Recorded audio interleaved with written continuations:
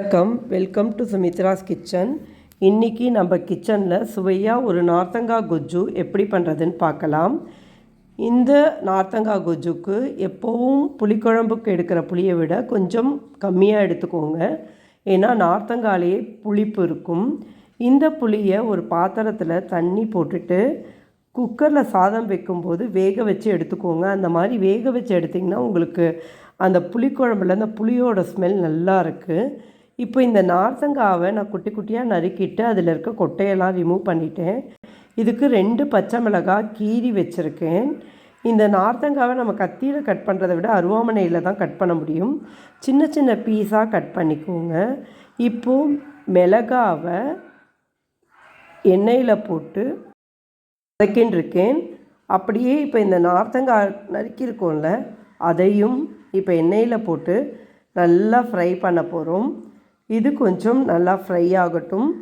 இதுக்கு கொஞ்சம் உப்பு ஆல்ரெடி போட்டிருக்கோம் இந்த நார்த்தங்காய்க்கு. ஸோ கொஜ்ஜுக்கு உப்பு போடும்போது பார்த்து போடணும். இது பாருங்கள், இப்படி நல்லா கலர் மாறணும். அந்த தோல் நல்லா சாஃப்ட் ஆகணும். கொஜ்ஜுக்கு வறுக்க போகிறோம். பெருங்காயம் எடுத்திருக்கேன், 3 ஸ்பூன் உளுத்தம்பருப்பு, 1/2 ஸ்பூன் கடுகு, 1/4 ஸ்பூன் வெந்தயம், தென் சிகப்பு மிளகாய் ஒரு 10லேருந்து 12 எடுத்திருக்கேங்க. இப்போ வாண்டியில் திருப்பி எண்ணெய் வச்சுட்டு அந்த பெருங்காயம் பொரியட்டும். பொரிஞ்ச உடனே சிகப்பு மிளகாய் போட்டு நல்லா வறுத்துக்கோங்க. இந்த சிகப்பு மிளகாய் நல்லா வறுத்த உடனே நம்ம அந்த உளுத்தம்பருப்பு, வெந்தயம், கடுகு எல்லாத்தையும் போட்டு நல்லா அந்த உளுத்தம்பருப்பு செவக்கிற வரைக்கும் வறுத்துக்கோங்க. இந்த பக்கம் இன்னொரு வாண்டியில் நார்த்தங்காய் ஃப்ரை ஆகிட்டுருக்கு. இப்போ பாருங்கள், அந்த தோல் உங்களுக்கு உடையணுங்க. அப்போ தான் நல்லாயிருக்கும். அந்த தோல் சாஃப்டானால் தான் நீங்கள் நார்த்தங்காய் அந்த குஜ்ஜில் போட்டிங்கன்னா உங்களால் சாப்பிட முடியும்.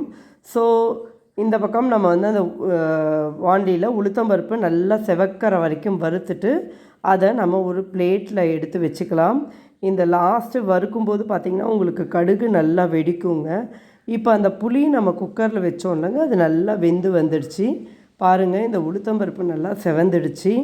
இந்த குஜ்ஜுக்கு வெல்லம் எடுத்திருக்கேங்க. அந்த பொரிச்ச பெருங்காயம் எடுத்து வச்சுருக்கேன், உப்பு எடுத்து வச்சுருக்கேன்.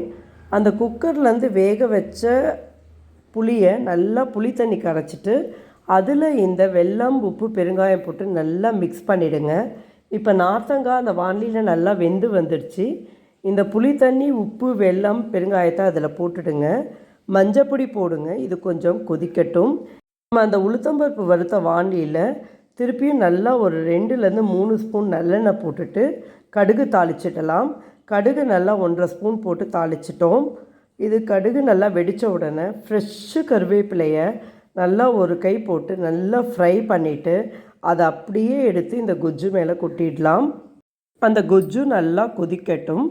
அதுக்குள்ளே நம்ம அந்த வறுத்து வச்சோம்லங்க உளுத்தம்பருப்பு, சிகப்பு மிளகாய், கடுகு, வெந்தயம் எல்லாத்தையும் அதை நம்ம ஒரு மிக்ஸி ஜாரில் போட்டு நல்லா அரைச்சிடலாங்க. இது நல்லா கொஞ்சம் கொரன்னு கொஞ்சம் அரைச்சிக்கிட்டிங்கன்னா கொஞ்சம் நல்லாயிருக்கும். பட் நைஸாக அரைச்சாலும் அது வேறு மாதிரி டேஸ்ட் வரும். அரைச்சிட்டு அதை ஒரு பாத்திரத்தில் போட்டு கொஞ்சம் தண்ணி போட்டு நல்லா மிக்ஸ் பண்ணிக்கோங்க. இப்போ நான் என்ன பண்ண போகிறேன்னா, அந்த வாண்டியில் கொதிச்சிட்டு இருந்த கொஜ்ஜுவை எடுத்து அப்படியே இந்த பாத்திரத்தில் கரைச்சி வச்சுருக்கோம்லங்க அந்த பொடி, அதோடு சேர்த்து போட்டுற போகிறேன். இப்போ அந்த வாண்டி அலம்பின தண்ணி எல்லாமும் சேர்த்து அந்த குஜ்ஜில் போட்டுட்டு நல்லா மிக்ஸ் பண்ணி விடுங்க. மிக்ஸ் பண்ணாமல் நீங்கள் மேலே வச்சிங்கன்னா அந்த பொடி மாத்திரம் அடியில் உங்களுக்கு இருக்கும், அது கொஞ்சம் அடி பிடிச்சிடும். ஸோ நல்லா மிக்ஸ் பண்ணி விட்டுட்டு இப்போ கேஸ் மேலே ஏற்றி வச்சு நல்லா கொதிக்க வைக்கலாம். இது கொஞ்ச நேரம் கொதிச்சா போதுங்க. இது பொங்கிட்டு ஒரு 5 மினிட்ஸ் கொதிச்சா போதும், இறக்கிடலாம். இந்த குஜ்ஜு ரொம்ப டேஸ்ட்டாக இருக்குங்க. நீங்கள் ஃபஸ்ட்டு கொஞ்சம் பருப்பு வச்சுருந்திங்கன்னா நெய் போட்டு பருப்பு சாதம் பிசைஞ்சிட்டு இந்த குஜ்ஜு தொட்டு சாப்பிட்டிங்கன்னா அவ்வளோ நல்லாயிருக்கும். இந்த குஜ்ஜுவை நீங்கள் ரசம் சாதத்துக்கும் தொட்டுக்கலாம். நல்ல புளிப்பு இல்லாத கெட்டி தயிர் எடுத்துகிட்டு அதை சாதமாக பிசைஞ்சிட்டு அதுக்கு இந்த குஜ்ஜு தொட்டு சாப்பிட்டிங்கன்னு வச்சுக்கோங்களேன், அமிர்தமாக இருக்குங்க. இந்த குஜ்ஜு அவ்வளோ ஒரு டேஸ்ட்டாக இருக்கும். ட்ரை பண்ணுங்கள். Give your feedback. Thank you all.